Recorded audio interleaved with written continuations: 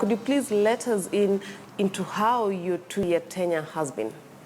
It's been challenging in terms of the background through which I came back to the union. We had a couple of challenges going into the union. If you recall, I came back because the then chairman had just resigned from the board as chairman, and we had an acting chairman.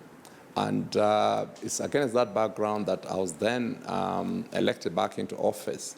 But more importantly, if you recall, just before Mwangi resigned, we had a couple of sponsors that had actually walked away from the game. And well, let's talk about your 2 years and what have been your biggest achievements. I would say that bringing SportPesa on board as the title sponsor has been a big achievement, because SportPesa sponsorship is a 5-year running sponsorship. So irrespective of whether I get re-elected or not, we have a guaranteed sponsor for the next 5 years. That is something we haven't had before. We've always had sponsors running for a year. And for you to plan properly, you need to have a long-term sponsor. I have changed the face of sponsors in terms of bringing them back into the game. And as we speak, there are so many others lined up wanting to join. I think I'm a safe pair of hands in terms of ensuring that what we have continues. Well, even as you speak and pride yourself in having sponsors coming back to the union, the money hasn't translated too much, because the Sevens players are still complaining about their contracts, and this could actually be affecting their performance. Unfortunately, we haven't concluded the contracts. Now it's down to the duration of the contract and not the terms of the contract. The duration in that we as a union want the contract to end in May, because the season technically ends in May with London and Paris. But the players want to see a continuation of the contract to September. The reason why the union feels that the contract should end in May is because of the amount of money available between May and September. We don't want to go in a situation where we are not paying because we don't have money.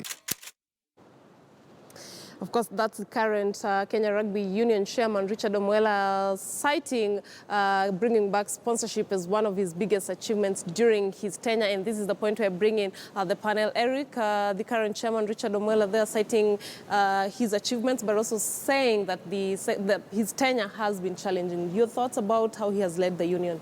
Yeah, of course, for the last 2 years, we've lost couple of sponsors. Like if you see Safaricom walked out, they were the one sponsoring the National Sevens circuit, and we saw how this year it was, not this year, last year in 2016, it was so dull from Kisumu, from Mombasa. It was just the players and some few fans from the clubs.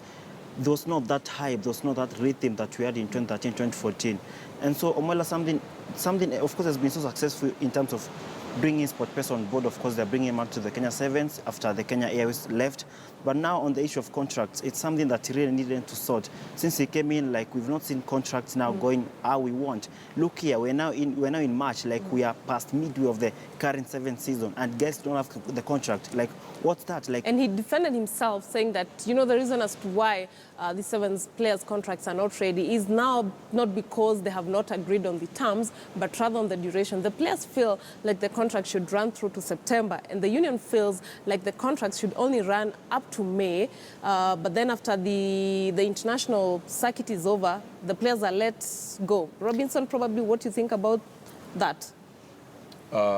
First of all, you have to give him, you have to applaud him for bringing SportPesa into, the union and the sponsorship. But I think Omwela, during his tenure, one of the biggest things that he's not looked into is the Safari Sevens. I mean, the attendance. I remember interviewing him during Safari Sevens, and the stadium. We were with Eric. We were there. The stadium was empty. The stadium was empty. Only the sponsors, the sellers, among the few fans that were there, and the journalists actually were they formed the bulk, and the service providers as well. Yeah, and I think that has been his biggest undoing in the period that he's been the chairman of the union. And I think if he's voted back, that's something that he needs to look at. And probably if he is not voted back, or anyone who comes in, they have to address the issue of Safari Sevens. Remember,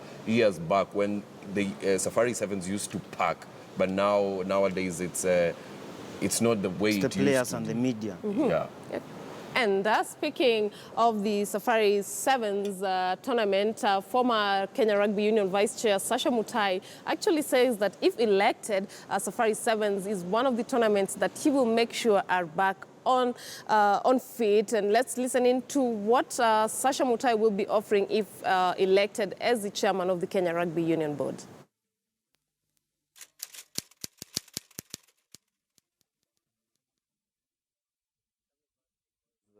Lots of issues at Kenya Rugby Union. Players have been complaining, teams have been complaining, coaches have been complaining that things are not going well. And I think it's hard for me to sit out and watch the dire situation get worse. So I think there's time for intervention, and time for intervention is now. I'd already been also vice chairman before. I'd done it for 2 years. I was director for 4 years. So I was looking to step up and to a step higher, where I could actually run policy, come up with a policy for the rugby union.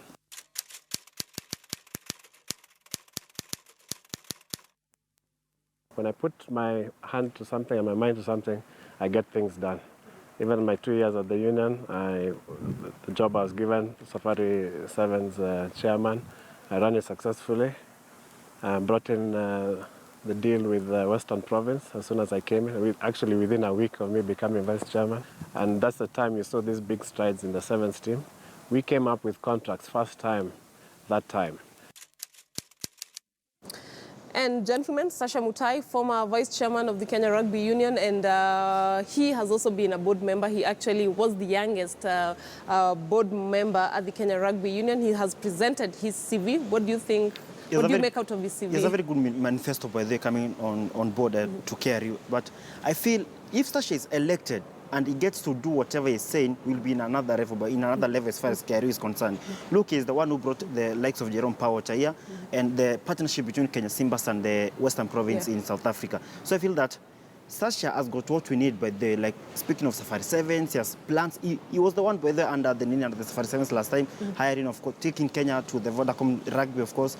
But now there's another factor of will he be elected, because we know how Kenya Rugby Union, they do their thing. Like, will he get into the office? Ama it's just for him telling us what to do. You know, he may be talking on TV, he's talking on social media, of course, it's a very good campaigning, but remember, it's the Kenya Cup and the National and the Championship. And unfortunately, chairman who are voting. Facebook followers don't vote. Yeah, we may give our opinions, but now it's up to the chairman and the secretaries to do their voting on Wednesday. Yeah. And I will engage you after the next interview, where, of course, the third aspirant for the Kenya Rugby Union chairmanship is none other than Western Bulls founder Rajinda Papi Sembi, who says he's the new face that the Kenya Rugby Union needs. Let's listen in to what he is bringing on board to the Kenya Rugby Union board.